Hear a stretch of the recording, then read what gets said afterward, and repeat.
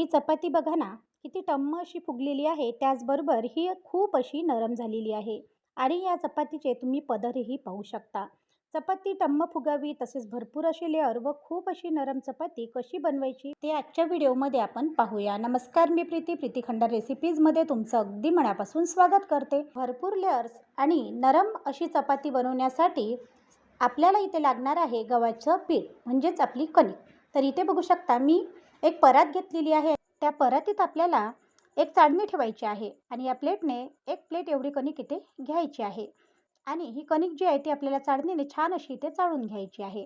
चाळणीने कणिक चाळताच त्याच्यामध्ये बघा असा कोंडा वर येतो आणि हा जर कोंडा या कणकेमध्ये राहिला तर आपली जी पोळी आहे ती इथे वातळ होण्याची शक्यता असते. वातळ म्हणजे पोळी जी आहे ती नरम न होता कडक होण्याची शक्यता असते. म्हणून आपल्याला जो कोंडा आहे तो काढून टाकणे खूप इथे आवश्यक आहे. तर इथे मी अशा प्रकारे याच प्लेटीने 3 प्लेट एवढी कणिक घेणार आहे आणि तिन्ही प्लेट कणिक मी इथे छान अशी चाळून घेणार आहे. तर इथे तुम्ही बघू शकता कणिक छान अशी इथे मी चाळून घेतलेली आहे. या कणकेमध्ये आपल्याला थोडं मीठ घालून घ्यायचं आहे आणि थोडं पाणी करत आपल्याला ही कणिक इथे भिजवून घ्यायची आहे. कणिक भिजवताना जर आपण एकसाथ पाणी टाकलं तर काय होऊ शकतं की कणिक आपली आसट होऊ शकते आणि जर कणिक आसट झाली तर पोळ्या इथे व्यवस्थित जमणार नाही. म्हणून ही सुद्धा टिप्स इथे नक्की फॉलो करा.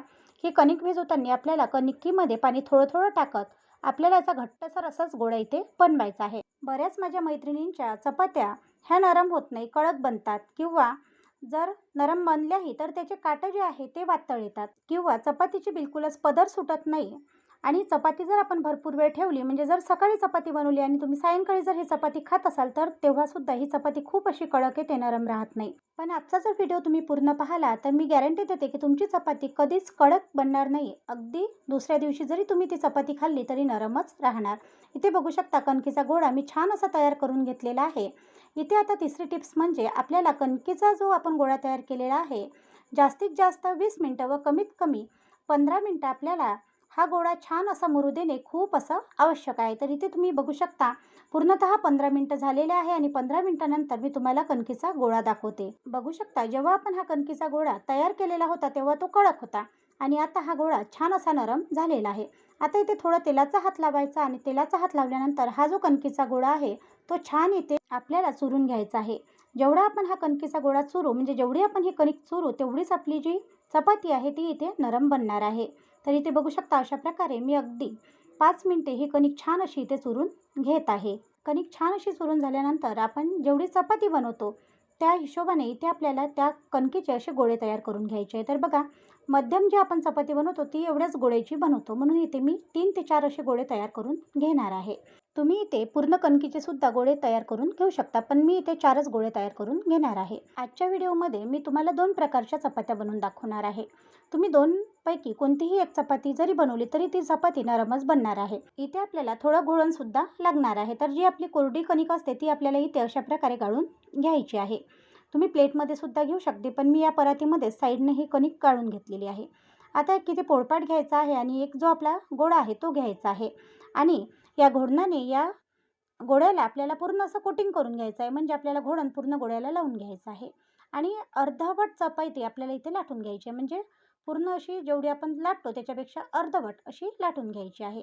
आणि लाटल्यानंतर आपल्याला काय करायचं त्या चपातीवर थोडं असं घोळण टाकायचं आणि घोळण टाकलं की त्याच्यावर तेल लावून घ्यायचं आणि आपल्याला तिला अशी दुमडून घ्यायची आणि दुमडल्यानंतर सुद्धा त्याला अशा प्रकारे घोळण व तेल लावून घ्यायचं आहे आणि अशा प्रकारे त्रिकोणी आकारमध्ये तिला करून घ्यायचं आणि नंतर काय करायचे त्याचे जे तिन्ही कोणते असते ते आपल्याला आतमध्ये दाबून त्याला गोलाकार देऊन द्यायचा आहे. अगदी ज्या पद्धतीने मी तुम्हाला व्हिडिओमध्ये दाखवलं त्या पद्धतीने आपल्याला इथे करायचं आहे.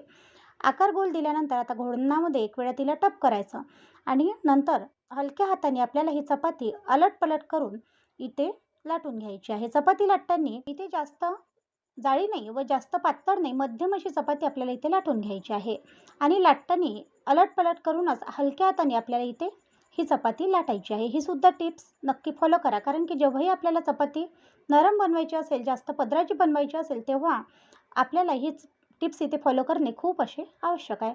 तर तुम्ही बघू शकता इथे आपली छान अशी चपाती तयार झालेली आहे. एकीकडे मी तवासुद्धा गरम करायला ठेवलेला आहे. तवा आपल्याला छान असा गरम हवा आहे. चपाती छान अशी लाटून झाली की त्याच्यावर असलेलं घोळण जे आहे त्या हाताने आपल्याला झटकून काढून घ्यायचं आहे अशा प्रकारे. अशा प्रकारे केलं की याच्यावर असलेलं जे घोळण आहे ते निघून जातं.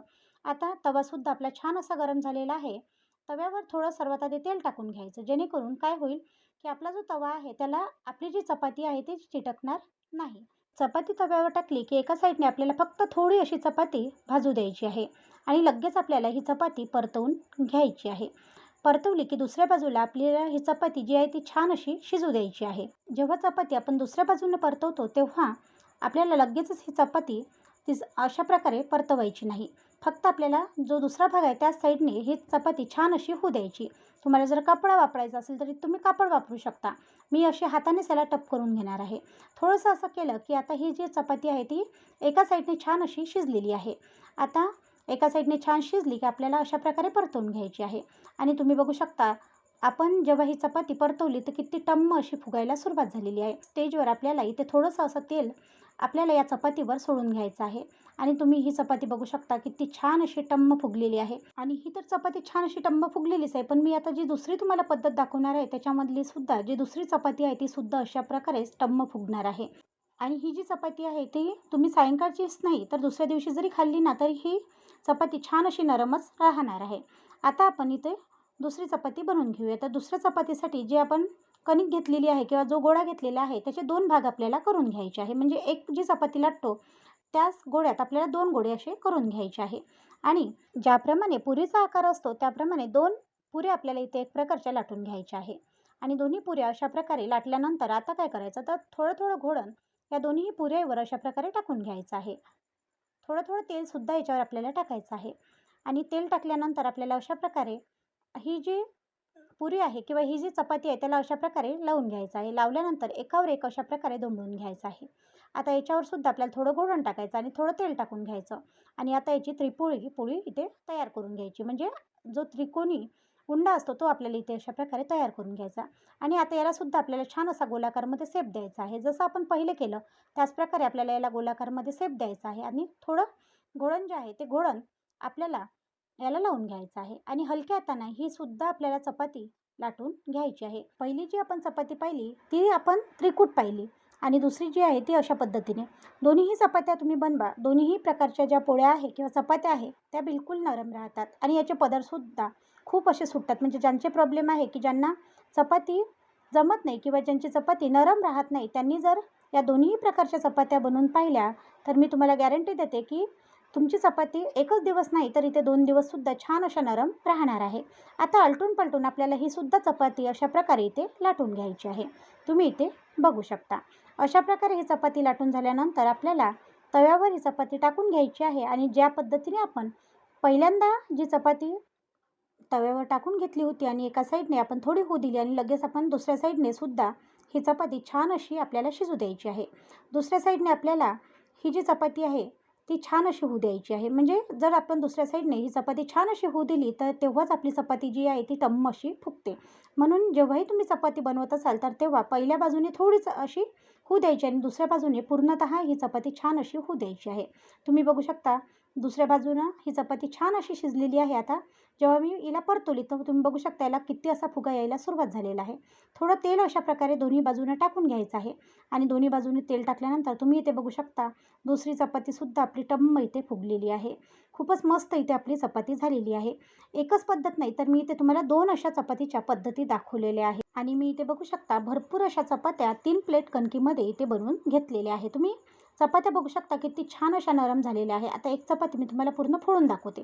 तर तुम्ही इथे बघू शकता चपाती मी जेव्हा फोडत आहे तेव्हा याचे लेअर बघू शकता किती छान असे.